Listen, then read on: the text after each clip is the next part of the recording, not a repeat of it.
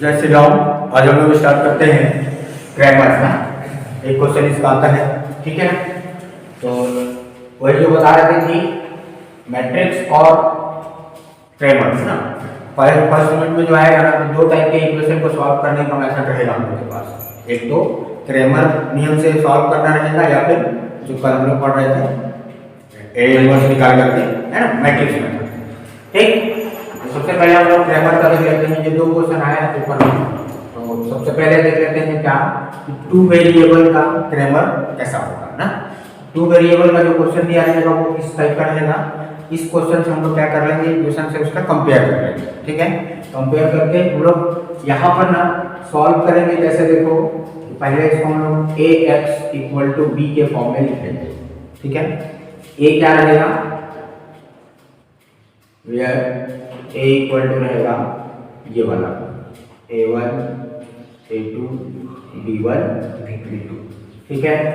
x की बात करेंगे तो x क्या हो जाएगा, वेरिएबल, ठीक है ना। तो वेरिएबल कितना है, दो ही है, तो दो वेरिएबल हो जाएगा, ठीक है। और b जो है कांस्टेंट वाला टर्म, तो c1 और c2 जो राइट साइड में है। ध्यान रखना कि अभी इक्वेशन में क्या है, जो कांस्टेंट टर्म है वो राइट साइड है। तो अगर ऐसा नहीं दिया है तो पहले क्वेश्चन को तुम लोग ऐसा कर लेना, मतलब पूरे कांस्टेंट को राइट साइड में शिफ्ट कर लेना है, उसके बाद ही कंपेयर करना है, ठीक। अब सॉल्व कैसे करेंगे इसको, तो इसके लिए ना हम लोग के पास क्या है, सबसे पहले तो निकालेंगे क्या, डी ना। डी कैसे निकालेंगे, तो डी मतलब मॉड ऑफ ए, सीधा सीधा तो क्या निकाल लेंगे, डिटरमिनेंट्स निकाल लेंगे, है ना। मतलब a1 a2 b1 b2, ठीक है। अब निकालेंगे क्या, dx।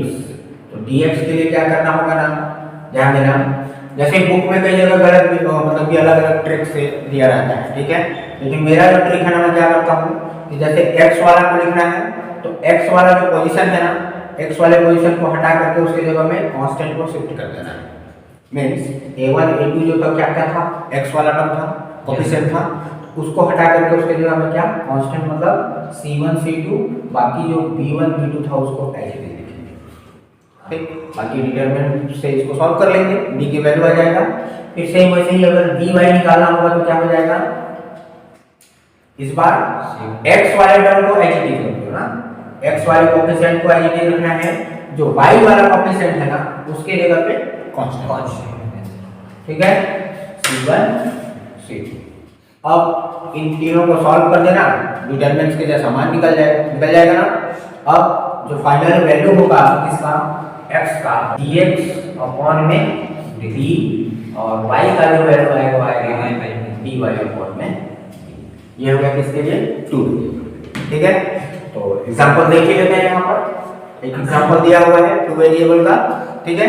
तो सबसे पहले इसका क्या कर लेंगे, कंपेयर कर लेंगे उससे, ठीक। कंपेयर करोगे तो क्या मिलेगा, बताओ, 2 1 a1 की जगह पे देखो क्या है, 2 है ना। a1 कितना है अपने पास 2, a2 कितना है 1, b1 की बात करेंगे तो -1, b2 की बात करेंगे तो 1, देन c1 इक्वल टू 5 और c2 इक्वल टू आ गया। अब डायरेक्टली वैल्यू पुट अप कर देते हैं, क्या हो जाएगा, d इक्वल टू, इसमें मान रखोगे तो a1 यानी कि 2 1, b1 यानी कि -1 1। इसको डिटरमिनेंट्स के जैसा सॉल्व कर देते हैं, 2 माइनस माइनस प्लस होगा ना, यस सर, 3 आ जाएगा। नाउ dx इक्वल टू क्या होगा इस बार, c1 c2 5 4 -1 -1 कितना हो जाएगा, 5 माइनस प्लस 5 प्लस 4 यानी कि 9, ठीक है। dy कितना आ जाएगा, यहाँ पर आएगा 2 1 और इसके जगह 5 और 4, है ना, 5 और 4 8 -5 तो 3 आ जाएगा। और वैल्यू पुट अप कर देते हैं, है ना। तो क्या आ जाएगा, है ना, x इक्वल टू क्या मिल जाएगा यहाँ से, x dx अपॉन d, है ना। dx कितना है 9 अपॉन में d कितना है 3, ये हो जाएगा x की वैल्यू 3, और y इक्वल टू हो जाएगा dy अपॉन में d, dy कितना आया 3 अपॉन में 3 यानी कि 1। यस, ठीक है, दो वैल्यू हमको मिल गए x और y। ठीक है। नेक्स्ट आ जाते हैं हम लोग 3 वेरिएबल पर ना। 3 वेरिएबल में भी वैसे ही करेंगे, जो भी इक्वेशन दिया है पहले उसको हम लोग इस फॉर्म में लिख लेंगे, ax इक्वल टू b के फॉर्म में, है ना।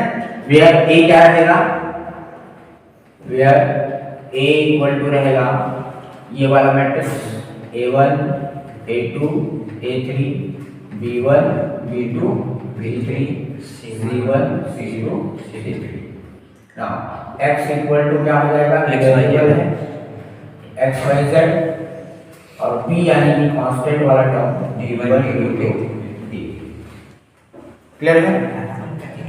अब यहाँ पर जो हम लोग फॉर्मूला निकालेंगे फिर से वैसे ही क्या, dx ना, ध्यान देना क्या रहेगा d, तो d इक्वल टू क्या हो जाएगा, मॉड ऑफ a, तो ये पूरे का मॉड निकल जाएगा a1 a2 a3 b1 b2 b3 c1 c2 c3।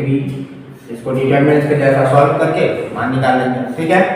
Same वैसे ही dx, तो dx के लिए क्या करना पड़ेगा, जो x वाला कोएफिशिएंट है उसके जगह पे कांस्टेंट है ना, यहाँ क्या आ जाएगा d1 d2 d3, बाकी को एज इट इज ना, b1 b2 b3 और c1 c2 c3। ये हो गया dx। dy क्या आ जाएगा, dy की बात करेंगे तो क्या आ जाएगा, a1 a2 a3, अब y वाले कोएफिशिएंट को चेंज कर देना, तो इसके जगह पे d1 d2 d3 बाकी c1 c2 c3। Now dz के लिए a1 a2 a3 b1 b2 b3, इस बार d1 d2, ठीक। मतलब x वाला लेना है तो x के कोएफिशिएंट की जगह पे कांस्टेंट को शिफ्ट कर देना है, y वाला लेना है तो y वाले कोएफिशिएंट की जगह पे कांस्टेंट को, और z लेना है तो z वाले। क्लियर है। अब क्वेश्चन पे आ जाते हैं। ये क्वेश्चन दिया हुआ था कि सॉल्व बाय क्रेमर रूल, है ना, क्रेमर नियम से निम्न समीकरण को हल करो।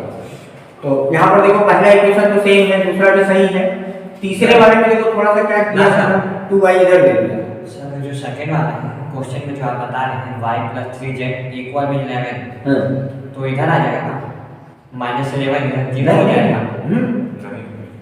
सर 3 वेरिएबल हमको इक्वेशन को किस फॉर्म में रखना है, ऐसा कांस्टेंट किधर रहना चाहिए, पूरा पूरा राइट साइड में ही रहना चाहिए। कांस्टेंट है तो राइट साइड क्यों करेंगे वैसे सर, तो वहाँ 3 वेरिएबल थोड़ी रहेगा। हाँ तो ठीक है, बता रहे हैं इसीलिए तो बता रहे हैं, ठीक है। पहले देखो यहाँ पर ये 2y वेरिएबल है, इसको पहले उधर ट्रांसफर कर लेंगे, x - 2y + z, और कांस्टेंट कुछ भी नहीं मतलब 0। यहाँ पर जो तुम बोल रहे हो ना मिसिंग है, x वाला टर्म नहीं है, मतलब उसमें 0 × x रहा होगा, ऐसा मान लेंगे, ठीक है ना। ऐसा क्वेश्चन आता है, ऐसा ज्यादा कंफ्यूज कर दीजिए ना, है ये 3 वेरिएबल का है, लेकिन इसमें एक आध क्वेश्चन में मिसिंग रहेगा वेरिएबल, तो जो वेरिएबल मिसिंग है उसके जगह पे क्या मान लेना है, तो उसका कोएफिशिएंट क्या है 0। तो कंपेयर कर लेते हैं इसे, ठीक है। इसे कंपेयर कर लोगे तो क्या मिल जाएगा हम लोग को, सबसे पहले देखो मॉड ऑफ a है ना, मॉड ऑफ a निकालना है, a1 1 है, a2 0, देन 1 फिर 1 3 1 है ना, फिर अच्छा -2,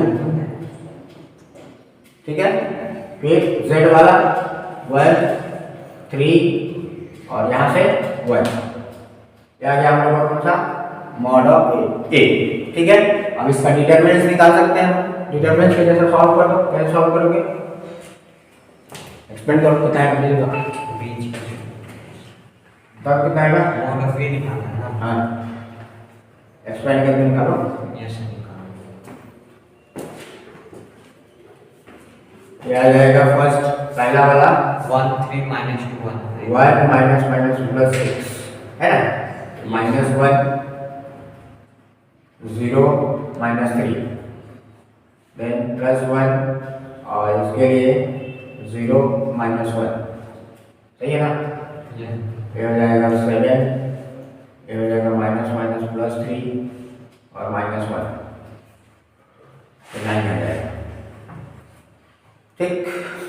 डी का मान आ गया नहीं, तो क्रॉस चेक कर ले। अब dx की बात है ना, तो dx क्या हो जाएगा देखो, d1 d2 d3 ना, तो d1 की बात करेंगे कितना मिल जाएगा भाई लोगों के पास, d1 क्या था 6 11 ना, 6 11 0 11 0, और बाकी तो ऐसे लिखना है 1 1 माइनस 2 1 3 1। इसको सॉल्व करो कितना आना है 6 और 1 minus minus plus 6 minus 1 11 minus 0 plus 1 हो जाएगा माइनस 22 और माइनस 0, ये हो जाएगा 42 और माइनस 11 माइनस 22 कितना आ जाएगा, हाँ 33 minus 42 ये हो जाएगा 42 में से 22 हो जाएगा 40, 20 बचेगा ना, 20 बचेगा ना, 20 में से जाएगा 9। 9। ठीक, अब dy आ जाते हैं,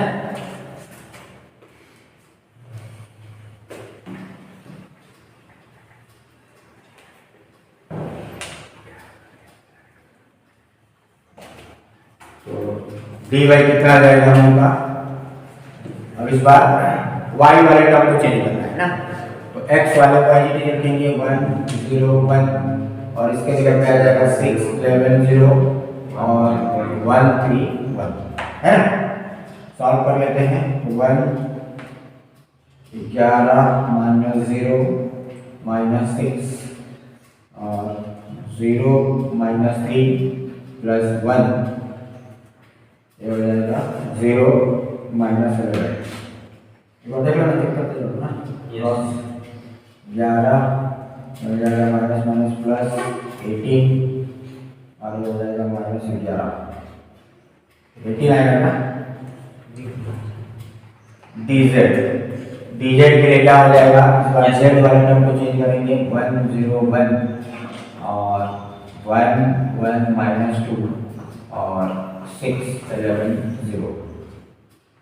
सॉल्व कर देते हैं 1, ये हो जाएगा 0 minus minus plus 22 minus 1 0 minus 11 plus 6 0 minus 1, ये हो जाएगा 22 माइनस माइनस प्लस 11 माइनस 6 27 आएगा सर। 27 आएगा, यस सर। माइनस 11, हाँ 11, ठीक। तो dx dy और dz मिल गया हम लोग को, तो फाइनली जो फॉर्मूला है उसमें मान रख देंगे, है ना। तो इसके लिए क्या फॉर्मूला था, x इक्वल टू dx। हाँ सेम वही रहेगा, इस बार तीन वेरिएबल है, तीनों का नाम रहेगा, है ना।